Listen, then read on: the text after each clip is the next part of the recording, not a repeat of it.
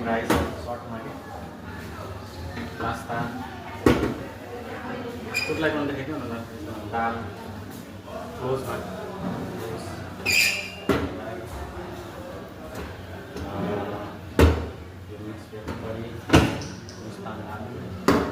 लौकी चिप्स रहेछ यहाँ साग आउन बाँकी रहेछ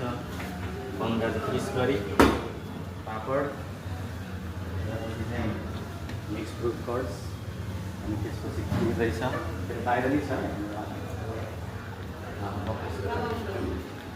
बाहिर पनि हामी 6जनालाई स्पेस दिएको छौँ गेम्समा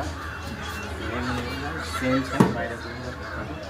पास्ता अनि दाल फ्राई खानेको